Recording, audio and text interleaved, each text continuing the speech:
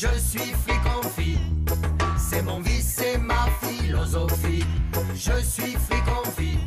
Enfin, puisqu'il faut se lever, eh bien on va se lever. Puisqu'il faut se bouger, eh bien on va se bouger. Direction la sortie, direction l'escalier. Les gens de piste noire. Bonjour Isabelle. Bonjour Thierry. Quel plaisir de vous retrouver. Alors je dis si vous aimez ça, pour l'instant je n'ai pas précisé. Nous sommes à quelques heures du réveillon. Isabelle a apporté sa hotte de Noël avec ce qu'on pourrait appeler quelques gourmandises de saison. On va dire. Oui, mais Noël, c'est ça.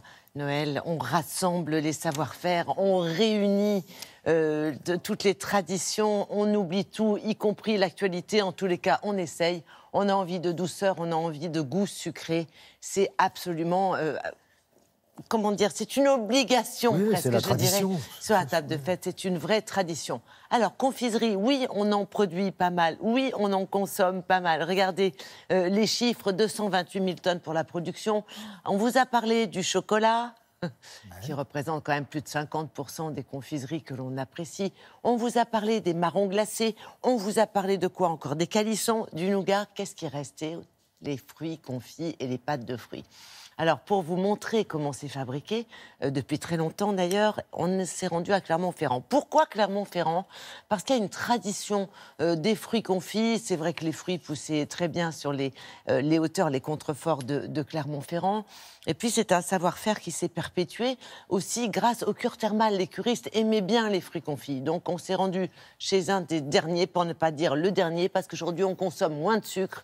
Regardez comment sont fabriqués les fruits confits et les pâtes de fruits.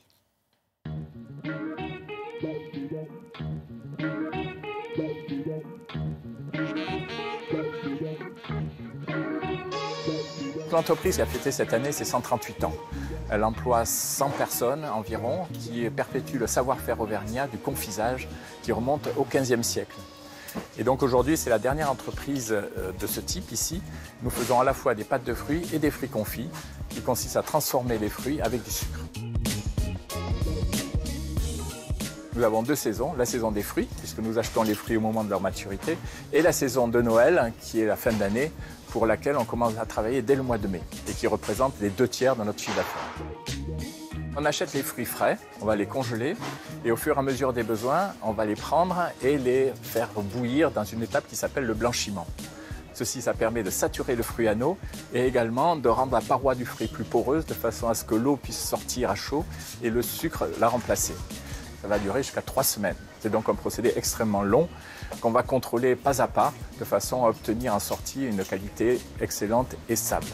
Pour certains fruits, effectivement, là vous en voyez qui sont glacés, où on va recouvrir le fruit confit avec une pellicule de glaçage. Ce qui est le plus connu, c'est les marrons glacés. Pour nous, le marron glacé, c'est un fruit parmi d'autres.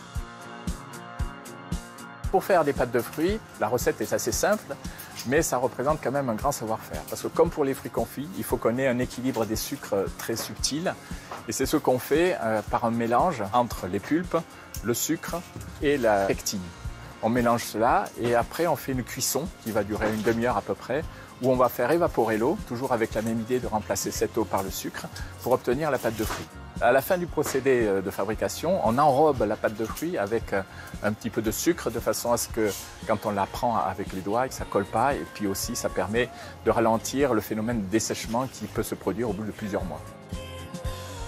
Le fait qu'il y ait beaucoup de sucre fait qu'on peut garder la pâte de fruits ou le fruit confit presque indéfiniment. Il n'y a pas de risque de développement de moisissure ou quoi que ce soit. Par contre, pour qu'elle reste moelleuse et bonne, on dit qu'il faut la consommer dans les 9 mois qui suivent la fabrication. Nous restons un métier de savoir-faire, c'est-à-dire que pour un bon confiseur, il faut 5 ans pour maîtriser toute la technique de ce métier et nous en sommes très fiers. D'ailleurs, nous préservons ce savoir-faire. Et ça passe par des opérations qui restent aujourd'hui extrêmement manuelles, de façon à être sûr qu'à la fin, on aura un produit irréprochable pour nos clients. Ce qui fait qu'aujourd'hui, on reste une entreprise qui emploie beaucoup de personnes.